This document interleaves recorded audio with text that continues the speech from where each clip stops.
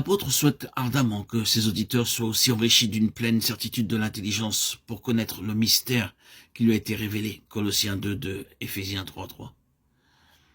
C'est que Dieu appelle toutes les nations à participer aux richesses qui sont en Christ. Et lui, Paul, a été choisi pour le leur annoncer.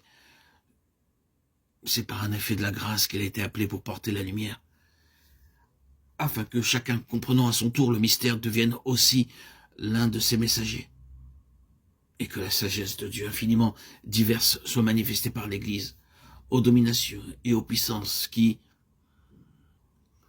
dans les lieux célestes, surveillent les interventions de Dieu en faveur d'une création déchue. L'apôtre a reçu cette révélation de Christ en lui, pour qu'il l'annonce, écrit-il aux Galates. Et il fait précéder sa déclaration: Christ vit en moi, de cet autre, j'ai été crucifié avec Christ, montrant par là que la révélation du mystère Christ en nous est liée à notre union avec lui en sa mort.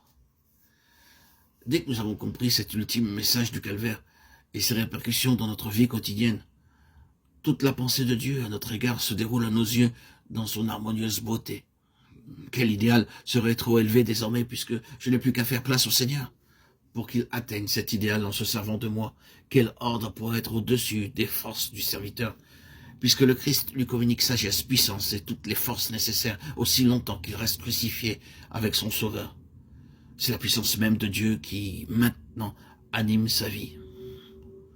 Et tandis qu'il fait quotidiennement l'expérience joyeuse de la vie de Christ, en lui, toutes choses lui paraissent autres.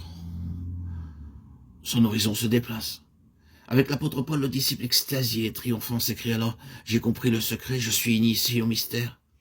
Je puis toutes choses par lui. » Philippiens 4:12-13. Mon sujet de joie, d'une joie plus intense chaque jour, c'est que désormais pour moi vivre c'est Christ. Philippiens 1:21. Mon témoignage, c'est que je n'oserais parler de quoi que ce soit que Christ n'ait pas accompli en moi. Romains 15:18. La source de mon énergie, c'est le secours de sa force qui agit puissamment en moi. Colossiens 1:29. Vie bénie où le racheté marche par la foi au Fils de Dieu. Parfait repos, bonheur sans mélange, liberté absolue. L'âme a toute chose lorsqu'elle a compris le secret de son roi. Quelqu'un pensera peut-être: l'aboutissement de toutes ces expériences successives semble être un état de non-être. Il semble que Paul soit devenu un automate, sans volonté, sans individualité, non pas. L'apôtre nous dit qu'il est crucifié et ajoute aussitôt: « Et cependant, je vis. » Il ne s'est pas mué en cadavre, il vit. Il a toujours ses sentiments, ses désirs, ses espérances.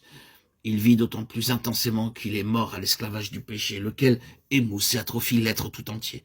Maintenant, toutes ses facultés sont affranchies, vibrantes, vivantes, ultra-sensibles, non pour transmettre, comme autrefois, les émotions égoïstes, tout ce qui a trait à la recherche du moi et à l'amour du moi,